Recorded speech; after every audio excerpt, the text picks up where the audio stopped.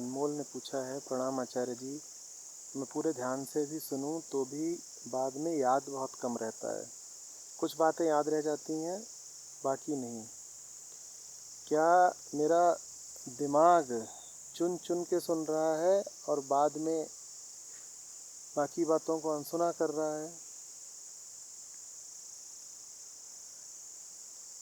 ये बात बहुत गौर या चिंता करने की होती नहीं। बहुत लोगों ने ये सवाल बहुत बार पूछा है। मैं तो कहता हूँ कुछ भी ना याद रहे, तुम सुनो बस। स्मृति तक कुछ जाता है या नहीं जाता है इसकी बहुत परवाह मत करो, तुम सुनो बस। स्मृति महत्वपूर्ण नहीं है, श्रवण महत्वपूर्ण है। ये जमीन है, अब जरा सूख रही है। अभी पानी बरसा था परसों, बताओ वो कहाँ गया? इसी जमीन पर गिरा था, वो कहाँ गया? कहाँ है वो? वो गहरे समा गया,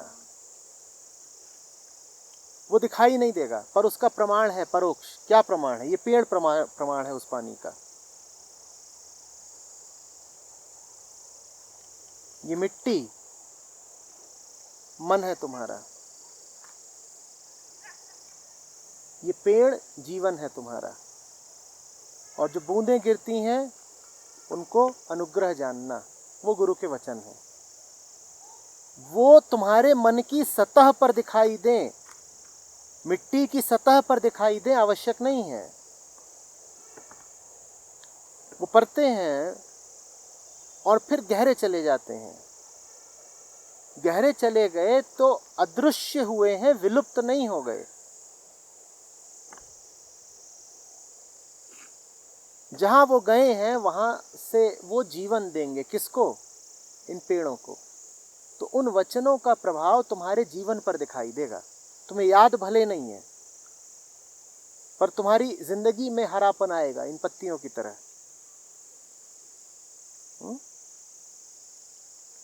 लेकिन मैं जो भी कह रहा हूं वो न सुनने का बहाना न बन जाए।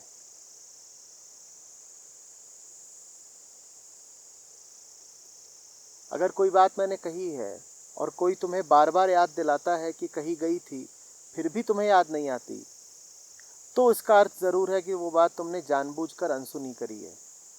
फिर तुम्हें अपने आप से सवाल करना होगा कि कहीं मेरा मन मेरे साथ खेल तो नहीं खेल रहा। स्मृति लक्ष्य नहीं होना चाहिए, लक्ष्य होना चाहिए पूर्ण श्रवण।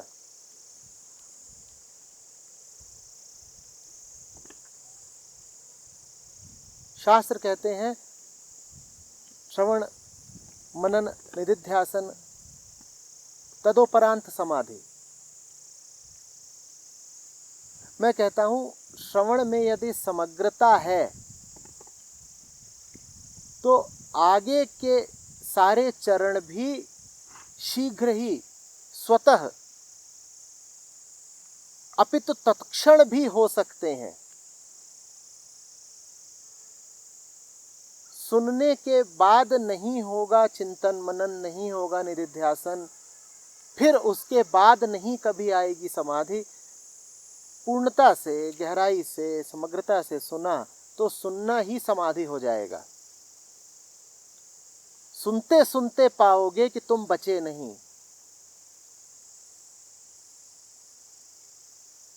कितने नहीं बचे ये तुम पर निर्भर करता है। समाधि सबीज भी हो सकती है, निर्बीज भी। बड़ी गहराई से सुना, बड़ी गहराई से सुना, पर अपने आप को पचा ले गए तो सबीज समाधि होगी। उसका नतीजा ये निकलेगा कि जब तक सुन रहे होगे, मेरी उपस्थिति में होगे, तब तक तो लगेगा कि कोई समस्या नहीं बची, सारे समाधान हो गए, समाधि आ ही गई। पर समस्याओं का बीज अभी बचा रह जाएगा, नीचे कहीं छुपा रह जाएगा। तो जैसे ही सुनना बंद करोगे वैसे ही फिर पाओगे कि समस्याएं उठ खड़ी हुई हैं। और इसी के साथ मैं ये भी कहता हूं कि सुनने से ही निर्बीज समाधि भी संभव है। तुम इतनी आकुलता से, इतनी तत्परता से भी सुन सकते हो कि समस्याओं का, वृत्तियों का बीज ही जल जाए सुनते सुनते। अब जब तुम मेरी उपस्थिति में नहीं भी होगे, सत्संग में श्रवण नहीं भी कर रहे होगे, तब भी तुम्हारी पुरानी वृत्तियां लौट कर नहीं आएंगी। तुम निर्बीज हुए, पर वो तुम्हारा चुनाव है। तुम कितनी उपस्थिति के साथ सुनना चाहते हो, ये तुम्हारे ऊपर है। तुम सुनो।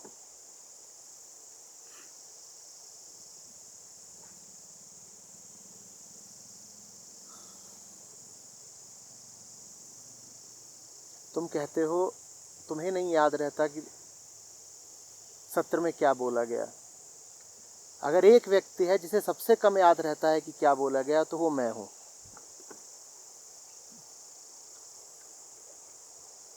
कल इन्होंने एक प्रश्न दिया था ना, उसमें मेरी ही किसी किताब से इन्होंने कोई उद्धरण लिखा और मैं उसको पढ़ रहा हूं, यूं जैसे कि इनका प्रश्न हो। फिर ये मुझे याद दिला रही हैं कि ये मैंने नहीं लिखा है, ये आपके वचन है।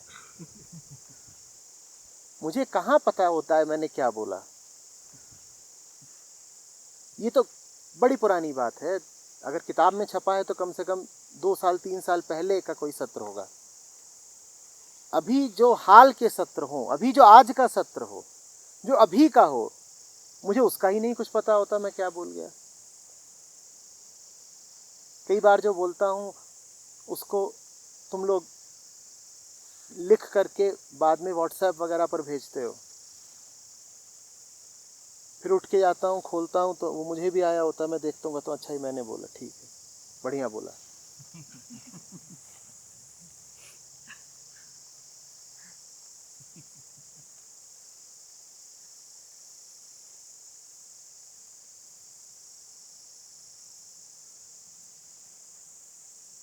समाधि से बोलोगे तो याद नहीं रहेगा, और समाधि में सुनोगे तो भी याद नहीं रहेगा। वो जगह स्मृति से बहुत बहुत गहरी है, स्मृति वहां तक नहीं पहुंच सकती।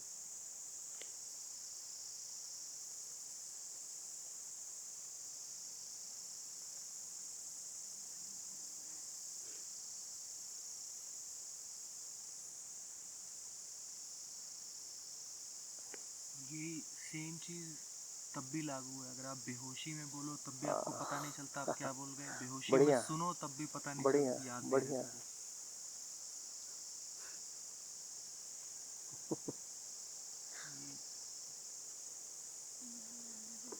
समाधि भी है तो बेहोशी ही ना, बस वो होश से ऊपर की बेहोशी है। और जो हमारी रोजमर्रा की बेहोशियां होती हैं वो होश से नीचे की बेहोशियां हैं।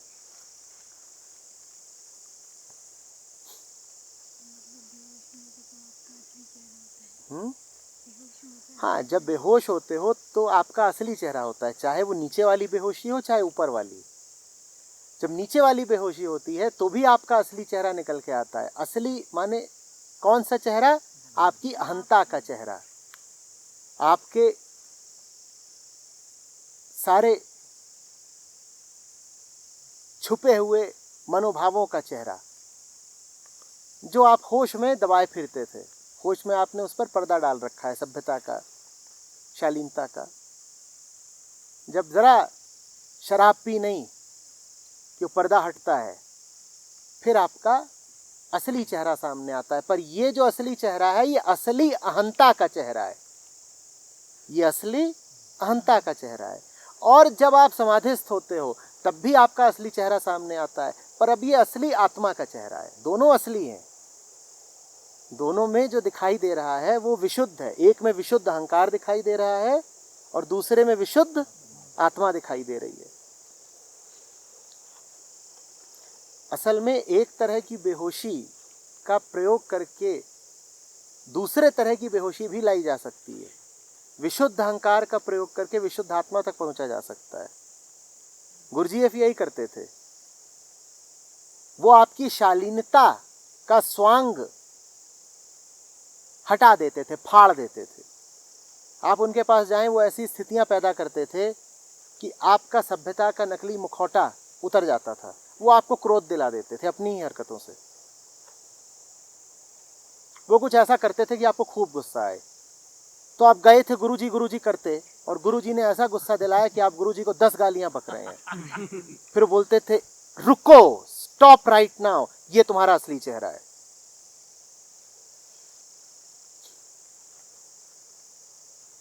विशुद्ध अहंकार दिखा के वो आपको विशुद्ध आत्मा में प्रवेश करा देते थे।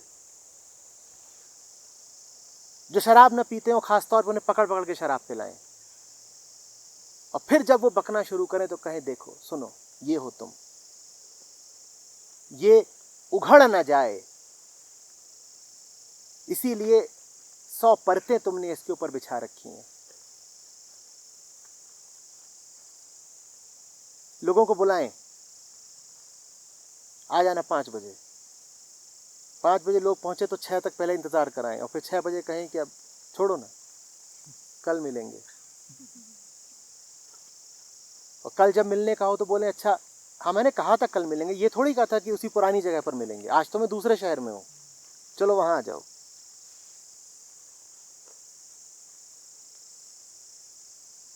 तो वो तुम्हारी सामाजिक शालीनता को बचा ही नहीं रहने देते थे, होश हटा देते थे तुम्हारा।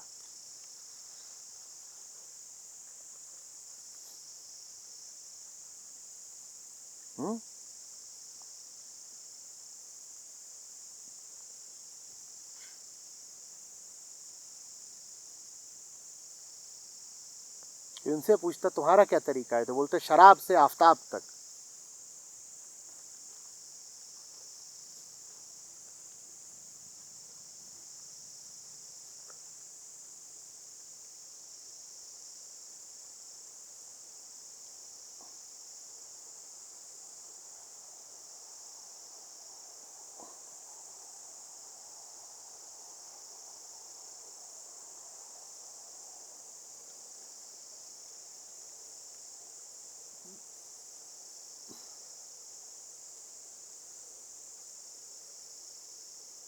दस 15 साल पहले की घटना होगी, भी याद आ रही है।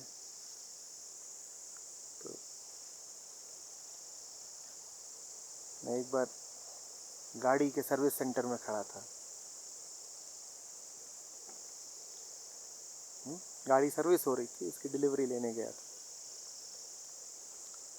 तो वहाँ पर जो उनका हेड मैकेनिक था, उसकी एक सज्जन से बहस चल रही थी। वो उन सज्जन को समझा रहा था कि आपके गाड़ी के साइलेंसर को बदलने की ज़रूरत है। वो सज्जन कहीं नहीं, कोई ज़रूरत नहीं, चल तो रहा है ना, थोड़ी बहुत आवाज़ आती है। बहुत देर तक समझाता रहा, बहुत देर तक समझाता रहा, काहे को माने। वो उससे बोल रहे हैं तुम उसे कुछ करके वैसे का। तो बोला ये हम कर ही नहीं सकते हैं जो आप कह रहे हैं, या तो हम नहीं बदलेंगे या हम पूरा बदलेंगे, जुगाड़ वाला काम हम नहीं करेंगे। या तो हम नया ही लगा देंगे या फिर जैसी है ऐसी ले जाइए। सज्जन क्यों माने, वो मान ही नहीं रहे थे कि शायद खर्चा ना करना चाहते हो। मैंने उस मैकेनिक से कहा, मैंने कहा ऐसा करो, साइलेंसर उतार दिया है ना? बोले हाँ। मैंने कहा क्यों इनसे इतनी बात कर रहे हो, ले जाके इन्हें साइलेंसर दिखा दो। लेके गए साइलेंसर देखने, उसमें छेद ही छेद, पूरा जंग लगा हुआ। मान गए। घटना साधारण है, पर अर्थ समझो। हमें हमारा विकृत चेहरा दिखाया जाए तभी हम बदलाव के लिए तैयार होते हैं। चीज कितनी सड़ चुकी है, कितने जंग खा चुकी है, उसमें कितने छेद हैं, जब तक तुम ये प्रत्यक्ष देखोगे नहीं तब तक तुम बदलने को तैयार नहीं होगे। ये गुरुजीएफ की विधि थी कि पहले तुम्हें दिखा तो दे कि तुम कितने सड़े हुए हो, तब तुम बदलाव के लिए तैयार होते हो, अन्यथा तो तुम इसी भाव में अकड़ में रहते हो कि ज्यादा कोई दोष नहीं है हमें, वो थोड़ी सी आवाज आती है साइलेंसर में से बस। वो झड़ रहा था साइलेंसर, इतने उसमें जंग था कि झड़ रहा था, पर दिखाई नहीं पड़ता था ना, नीचे छुपा रहता था। वैसे ही हमें मन में नीचे क्या छुपा है वो दिखाई नहीं पड़ता, तो हम बदलाव के लिए भी तैयार नहीं होते।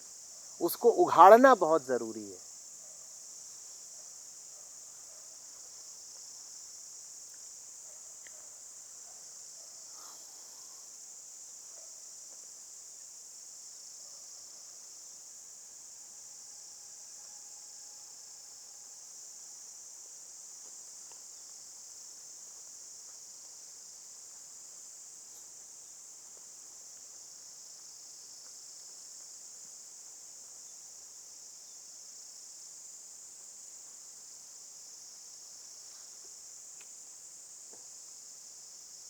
उघाड़ने के लिए जो रोज की सामान्य स्थितियां होती हैं उनसे हट के दूसरी स्थितियां लानी होंगी। जो रोज की सामान्य स्थितियां हैं उसमें तो मैं भी छुपा तू भी छुपा, काम चल रहा है। नई स्थितियां लाओ ना, कुछ ऐसा जो रोज होता ना हो, फिर रास फाश होते हैं।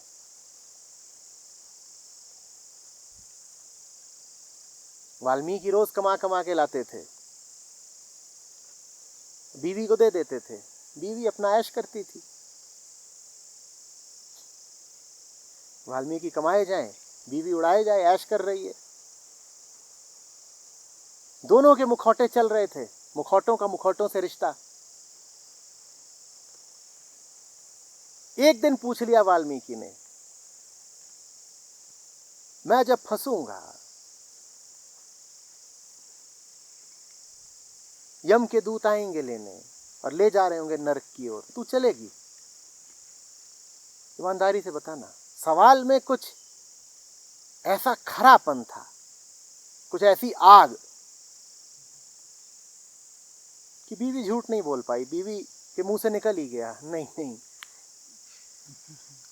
तब तो सैया तुम अकेले ही जाओगे, अभी मुझे दिए जाओ दुबई घुमाने को, और 1000 तरीके के कपड़े और गहने खरीदने को, अभी दिए जाओ। जब तुम्हारे कर्मों का हिसाब किताब होगा तब तो तुम अकेले ही झेलोगे, झेल ही रहे हो दिन रात। तुम्हारी मानसिक पीड़ा को मैं दूर कर पाती हूँ क्या? जो तुम्हारा अंतर्दहन है उसे मैं शीतल कर पाती हूँ क्या? बीवी बोल बैठी, मुखौटा उतर गया। अब वाल्मीकि को ऊपर वाली बेहोशी में जाना पड़ा, ऊर्ध्व गमन करना पड़ा। अब समाधि की ओर जाना पड़ा। उस समाधि का फूल है रामायण।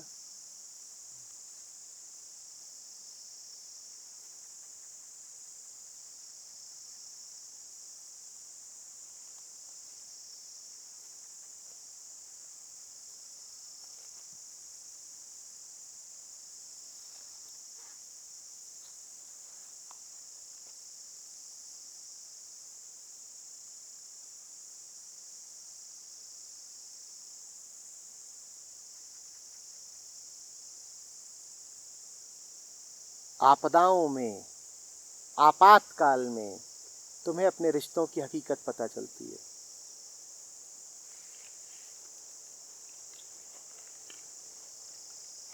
जब तक रोज का वही चल रहा है, नून तेल लकड़ी, तब तक तो यही लगता है सब ठीक ठीक है।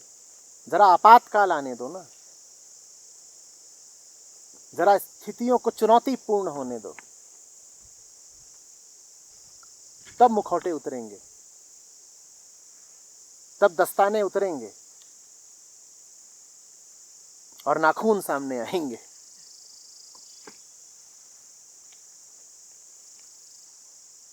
हम वो लोग हैं जो विपत्ति में परमात्मा को भी छोड़ के फुर्र हो लें। छोड़ ही देते तो बेबी कहाँ से याद रहेगा? जो आत्मा को भुलाए बैठा है वो किसी और का क्या होगा? जो तुम्हारा बाप माँ आदि अंत सब कुछ है, तुम उसको भुलाए बैठे हो, तुम किसी के क्या होगे।